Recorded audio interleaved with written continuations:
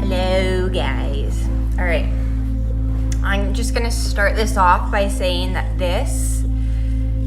what I'm gonna talk about is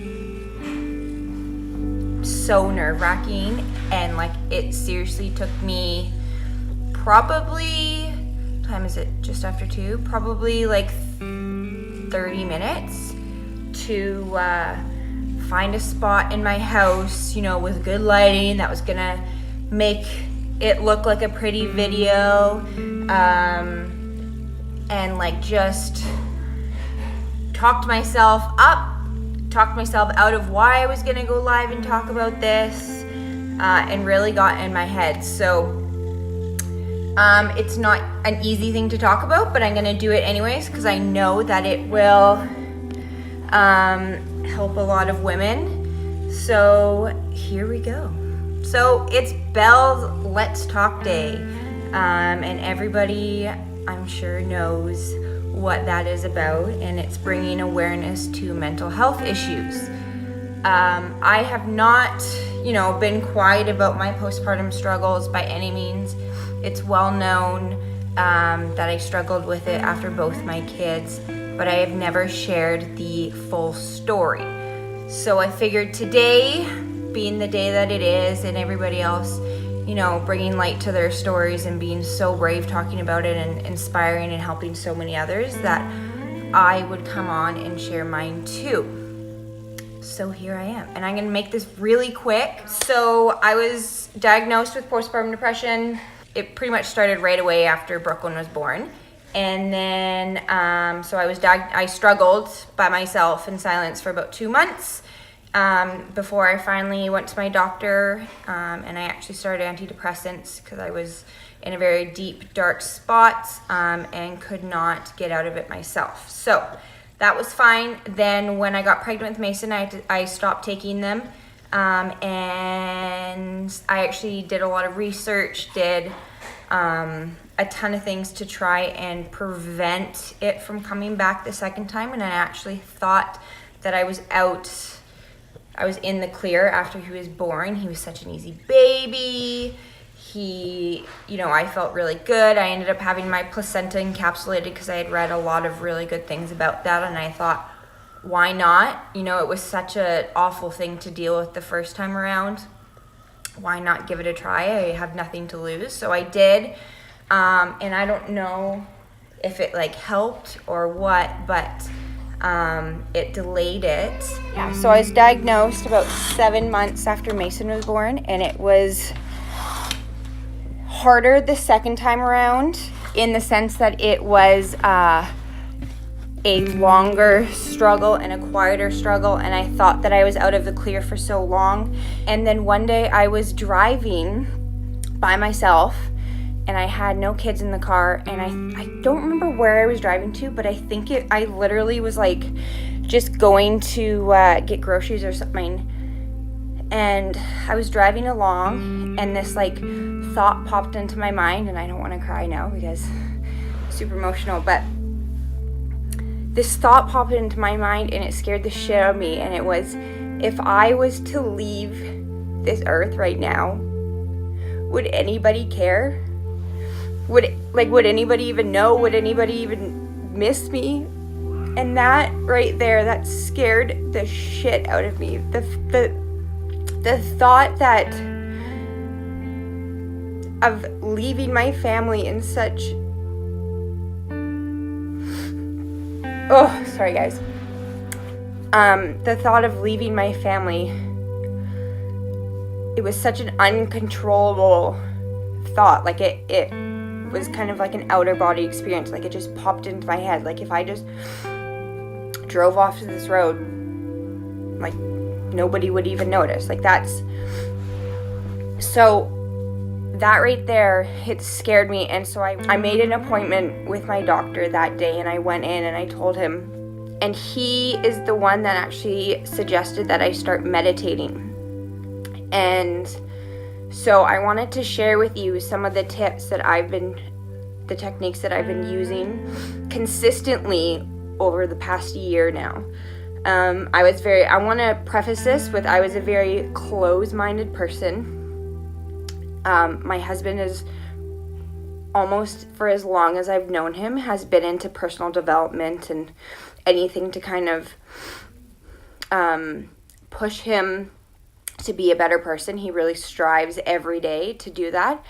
And he had suggested for a long time to, give that a try. And I was like, I don't know, that's dumb. That's so stupid. That's such a hippie thing to do, like very negative towards it. And when that happened, and I had all these thoughts in my head, and I went to my doctor and he suggested it, I was like, okay, this is rock bottom for me. Like, I literally can't, the only thing that can happen next is that I actually fall through with my thoughts, and I wasn't about to let that happen. So I started researching, and I have to say that I did go on an antidepressant. It scared me so much that I just had to. Like, I needed help right away, and I knew that to make myself better, it was going to take time. So I needed something to fill that gap in the beginning to be able to get me somewhat out of that dark place so I can start moving forward and start healing. I started doing meditation. If you are looking for some help with that, I highly suggest getting an app. Either you can use Calm or Headspace. I use Headspace, and I meditate twice a day. I do it. My New Year's resolution was to get up before my kids so I can have some time for myself. I can get some work done. So I've been getting up at 5 a.m. I've made that a priority, and I get up and I meditate first thing in the morning. I clear my mind. I quiet my mind. Any thoughts that I have in my head of things that I need to do, any even negative thoughts, gratitude, anything that pops into my head, I write down in my journal. I keep it on my nightstand, and I write it all down first thing in the morning before I get out of bed. After I've meditated, life coaches and other coaches called it a brain dump. So, and then the other thing that I started doing was affirmations, and I had talked about this before. I went live not too long ago and had talked about limiting beliefs, and one of the things that I did to help change my mindset and change that those negative thoughts that I was having uncontrollably. So affirmations are another thing that I found super cheesy, and I was like, never in a million years will you catch me standing in front of a mirror saying, I am worthy, I am enough, I am beautiful, I am blah, blah, blah. So I did it silently.